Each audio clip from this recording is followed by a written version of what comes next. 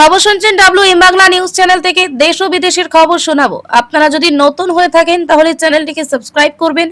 জানাবো আজকের বাছাই করা 20টি গুরুত্বপূর্ণ তাজা খবর। শুরুতেই হেডলাইন্স। নির্বাচন কমিশন ডায়মন্ড হারবার ও মগরাহাট পশ্চিমে 15টি বুথে আগামীকাল 2 মে রিপোলিং এর নির্দেশ দিয়েছে। তৃণমূল কংগ্রেস ইভিএম টেম্পোরারিং এর অভিযোগ তুলে সুপ্রিম কোর্টে গেছে, শুনানি কাল। বিজেপি আউটগোয়িং সিএম মন্তব্য করেছে। কলকাতার ভবানীপুরে ইভিএম স্ট্রং রুমে মমতার সফরের পর উত্তেজনা, পুলিশ বড় জমায়েত নিষিদ্ধ করেছে। সরকারি সূত্র বলছে আগামী 5 থেকে 7 দিনের মধ্যে জ্বালানি ও এলপিজির দাম বাড়তে পারে। রাহুল গান্ধী একে ইলেকশন বিল বলে আক্রমণ করেছেন। গ্লাভস ও প্যাডের ভেতর লুকানো 349 কেজি কোকেন উদ্ধার, মূল্য প্রায় 1745 কোটি টাকা। ওয়াটারমেলন নয়, বিষ খেয়ে 4 জনের মৃত্যু হতে পারে বলে সূত্র জানিয়েছে। মধ্যপ্রদেশের বর্গের ড্যামে পর্যটক নৌকা উল্টে নিহত 9 জন, উদ্ধার অভিযান চলছে। আইএমডি জানিয়েছে মে মাসে স্বাভাবিকের চেয়ে বেশি বৃষ্টিপাত হতে পারে। কলকাতার স্ট্রং রুম ভোট গণনার আগে স্ট্রং রুমগুলোতে নিরাপত্তা জোরদার, সেকশন 163 জারি। এপ্রিল মাসে রেকর্ড 2.43 লক্ষ কোটি টাকা জিএসটি সংগ্রহ, খরচে প্রবণতা স্থিতিশীল। ইরান ইসরায়েল যুক্তরাষ্ট্র যুদ্ধের 60 দিন পূর্ণ, সিজফায়ার ভঙ্গুর অবস্থায় তেলের দাম বেড়েছে। গ্যাসের দাম, যুক্তরাষ্ট্রে গ্যাসের দাম 4 বছরে সর্বোচ্চ পৌঁছেছে। ইউরোপ ও এশিয়ায় মে দিবসের প্রতিবাদ অনেক জায়গায় অ্যান্টি আমেরিকান ও অ্যান্টি ইসরায়েল পরিণত হয়েছে। পশ্চিমবঙ্গ নির্বাচন নিয়ে বিভিন্ন আলোচনা, পাশাপাশি আন্তর্জাতিক খবরে ইরান সম্পর্কিত উত্তেজনা। সমীক্ষা প্রতিবেদনে এই সম্ভাব্য রাজনৈতিক পট পরিবর্তনের পেছনে মূলত 3টি কারণ চিহ্নিত করা হয়েছে। সন্দেশখালীর মতো সাম্প্রতিক ঘটনাগুলি নারী ভোটারদের একাংশের মধ্যে নিরাপত্তা নিয়ে উদ্বেগ তৈরি করেছে, যার প্রভাব সরাসরি ব্যালট বক্সে পড়তে পারে। এছাড়া নিয়োগ দুর্নীতি এবং বেকারত্ব ইস্যু যুব ভোটারদের শাসক শিবির থেকে দূরে সরিয়ে নিয়ে যাচ্ছে বলে অনুমান করা হচ্ছে। পাশাপাশি উত্তর ও দক্ষিণবঙ্গের জেলাগুলোতে মেরুকরণের স্পষ্ট প্রবণতা বিজেপির ভোট বৃদ্ধির সহায়ক শক্তি হিসাবে কাজ করছে। ক্ষমতার সমীকরণ ও নীরব ঢেউ। 10% ভোটের এই বড় ব্যবধান বিজেপিকে অনায়াসেই ম্যাজিক ফিগার 148 পার করিয়ে দিতে পারে। রাজনৈতিক বিশেষজ্ঞদের মতে রাজ্যে বর্তমানে এক ধরনের নীরব ঢেউ লক্ষ্য করা যাচ্ছে, যেখানে সাধারণ মানুষ সরকারি প্রকল্পের সুবিধা নিলেও রাজনৈতিক আনুগত্যের ক্ষেত্রে বিকল্প পথ খুঁজছেন।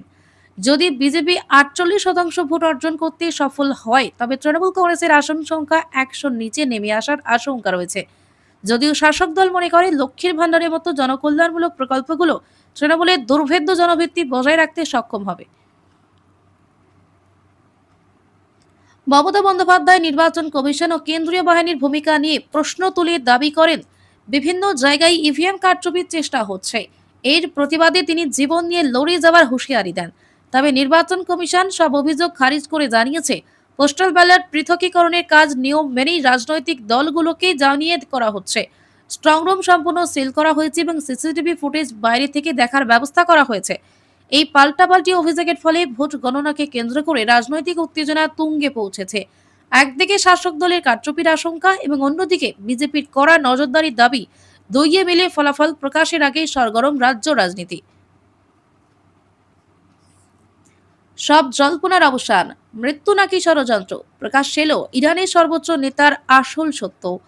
কয়েকদিন ধরে আন্তর্জাতিক সংবাদ মাধ্যম এবং সোশ্যাল মিডিয়ায় একটি খবরে তোলপাড় চলছিল ইরানের সর্বোচ্চ নেতা কি গুরুতর অসুস্থ নাকি প্রয়াত। মধ্যপ্রাচ্যের রণকৌশলে যখন ইসরায়েল ও ইরান মুখোমুখি দাঁড়িয়ে, তখন এই ধরনের গুজব তেহরানের অন্দরে অন্দরে অস্থিরতা তৈরি করেছিল। তবে যাবতীয় জল্পনা ও জমানো ধোঁয়াশা কাটিয়ে অবশেষে সাফ জানিয়ে দিল ইরান, নেতা শুধু সুস্থই নন, বরং বহাল তবিয়তে নিজের দায়িত্ব পালন করছেন। জল্পনা যখন তুঙ্গে, ঠিক তখনই ইরানের সরকারি সংবাদ সংস্থা এবং বিদেশ মন্ত্রক থেকে এই খবরকে ভিত্তিহীন গুজব বলে উড়িয়ে দেওয়া হয়। সরকারি পক্ষ থেকে জানানো হয়েছে শত্রু দেশগুলো ইরানের অভ্যন্তরে ভীতি ও অস্থিরতা ছড়ানোর জন্যই এই ধরনের মনস্তাত্ত্বিক যুদ্ধ চালাচ্ছে। শুধু বিবৃতিই নয়, নেতার সাম্প্রতিক কাজের কিছু ছবি ও ভিডিও প্রকাশ করে তেহরান প্রমাণ দিতে চেয়েছে যে তিনি পুরোপুরি সচল। কূটনৈতিক গুরুত্ব। বিশেষজ্ঞদের মতে ইরানের মতো দেশের সর্বোচ্চ নেতার শারীরিক অবস্থা সরাসরি সে দেশের প্রতিরক্ষা এবং ভূরাজনীতির সঙ্গে যুক্ত। ইসরায়েলের সঙ্গে সংঘর্ষের এই সন্ধিক্ষণে খামেনেই এর অসুস্থতার খবর ছড়ালে তা ইরানের সাময়িক মনোবল ভেঙে দিতে পারে। এই আশঙ্কা থেকেই তেহরান তড়িঘড়ি পরিস্থিতি সামাল দিতে আসরে নেমেছে। বর্তমান পরিস্থিতি, ইরান প্রশাসনের দাবি, দেশের শীর্ষ নেতৃত্ব ঐক্যবদ্ধ এবং তাদের রণকৌশলে কোনো পরিবর্তন আসেনি। বিদেশি মিডিয়ার প্রোপাগান্ডাকে গুরুত্ব না দিয়ে দেশবাসীকে শান্ত থাকার আবেদন জানিয়েছে সরকার। আপাতত এই ঘোষণার পর ইরানের অন্দরে অনিশ্চয়তা কিছুটা কাটলেও আন্তর্জাতিক মহলের একাংশ এখন পুরো বিষয়টি নিয়ে সজাগ দৃষ্টি রাখছে। সত্যি কি সব ঠিক আছে, নাকি এর আড়ালে অন্য কোনো সমীকরণ কাজ করছে তা নিয়ে জল্পনা চলছে। পশ্চিমবঙ্গ বিধানসভা নির্বাচন 2026-এর দ্বিতীয় দফায় 29 এপ্রিল ভোট গ্রহণ হয়। এই দফায় দক্ষিণ 24 পরগনা জেলার একাধিক বিধানসভা কেন্দ্র অন্তর্ভুক্ত ছিল, যার মধ্যে 142 মগরাহাট পশ্চিম ও 143 ডায়মন্ড হারবার উল্লেখযোগ্য। ভোটের পর রিটার্নিং অফিসার এবং নির্বাচনী পর্যবেক্ষকদের রিপোর্টের ভিত্তিতে নির্বাচন কমিশন অসঙ্গতি ও অনিয়মের অভিযোগ খতিয়ে দেখে। Commission representation of the people act 1951 এর সাবসেকশন 58(2) এর অধীনে এই 15টি বুথের ভোট বাতিল করে নতুন করে ভোট গ্রহণের নির্দেশ দেয়। মগরাহাট পশ্চিমে 11টি বুথ এবং ডায়মন্ড হারবারের 4টি বুথে এই রিপোলিং হবে। ভোট গ্রহণের সময় 2 মে শনিবার সকাল 7টা থেকে সন্ধ্যা 6টা পর্যন্ত চলবে। এই বুথগুলি সঠিক তালিকার স্থানীয় জেলা নির্বাচনী অফিসার এবং রিটার্নিং অফিসারদের মধ্যে প্রার্থী ও রাজনৈতিক দলগুলোকে আনুষ্ঠানিকভাবে জানানো হয়েছে। স্থানীয়ভাবে মাইকিং ও অন্যান্য প্রচারের মাধ্যমে ভোটারদের সচেতন করার নির্দেশ দেওয়া হয়েছে। এই অভিযোগগুলি রিটার্নিং অফিসার ও অবজারভারদের রিপোর্টে উঠে আসে। কমিশন সব তথ্য যাচাই করে এই সিদ্ধান্ত নেয়। উল্লেখ্য, দ্বিতীয় দফার পর দক্ষিণ 24 পরগনার 4টি কেন্দ্রে ফলতা, ডায়মন্ড হারবার, মগরাহাট ও বোচ মোট 77টি বুথে রিপোলিং এর দাবি উঠেছিল। তার মধ্যে প্রাথমিকভাবে 15টিতে অনুমোদন দেওয়া হলো। বাকি বুথগুলির বিষয়ে এখনো সিদ্ধান্ত বাকি রয়েছে। এই ধরনের অনিয়মের অভিযোগ পশ্চিমবঙ্গে নতুন নয়। 2024 সালে লোকসভা নির্বাচনেও অনুরুদ্ধ কিছু ঘটনা দেখা গিয়েছিল। কমিশন এবার কঠোর অবস্থান নিয়েছে যাতে নির্বাচন প্রক্রিয়া স্বচ্ছতা ও নিরপেক্ষতা বজায় থাকে। রিপোলিং নির্বাচনী গণতন্ত্রের একটি গুরুত্বপূর্ণ অংশ। যখন কোনো বুথে অনিয়ম প্রমাণিত হয় বা যথেষ্ট সন্দেহ দেখা দেয়, তখন কমিশন পুরনো ভোট বাতিল করে নতুন করে ভোট নেয়। এতে ভোটারদের আস্থা বজায় থাকে এবং নির্বাচনের বৈধতা প্রশ্নাতীত হয়। এই 15টি বুথে ভোটার সংখ্যা তুলনামূলকভাবে কম হলেও স্থানীয় ফলাফলে এর প্রভাব পড়তে পারে, বিশেষ করে যদি কোনো কেন্দ্রে ভোটের ব্যবধান খুব কম হয়। তবে বৃহত্তর চিত্রে এটি নির্বাচনের সামগ্রিক ফলাফলকে খুব বেশি প্রভাবিত করবে না বলে মনে করা হচ্ছে।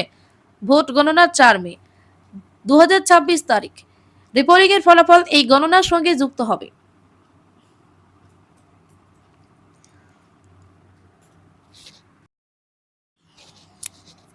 উল্লেখ্য, আগামী বছরের ফেব্রুয়ারিতেই সেখানে বিধানসভা নির্বাচন হওয়ার কথা রয়েছে।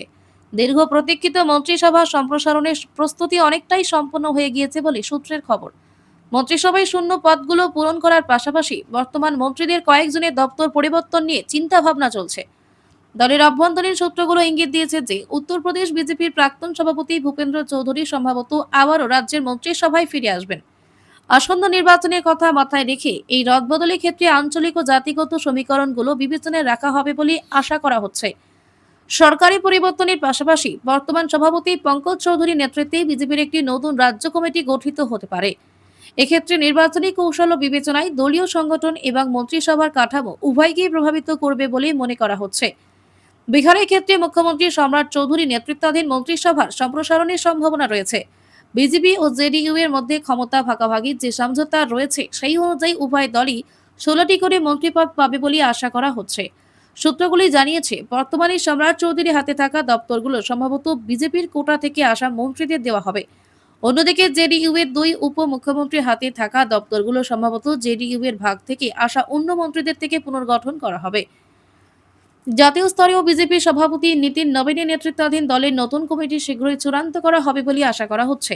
দলীয় নেতারা জানিয়েছেন, নতুন এই সাংগঠনিক কাঠামোতে অভিজ্ঞ তরুণ উভয় প্রজন্মের নেতাদেরই সমন্বয় ঘটানো হবে এবং এতে মহিলাদের 33% বেশি প্রতিনিধিত্ব নিশ্চিত করা হবে। সব মিলিয়ে মে মাসটি বিজেপির জন্য অত্যন্ত গুরুত্বপূর্ণ একটি মাস। এই মাসে গৃহীত রাজনৈতিক ও সাংগঠনিক সিদ্ধান্তগুলোর মূল লক্ষ্য হবে প্রশাসনের দক্ষতা বৃদ্ধি, সামাজিক সমীকরণগুলো ভারসাম্য বজায় রাখা এবং আসন্ন নির্বাচনের জন্য দলকে পুরোপুরি প্রস্তুত করে তোলা।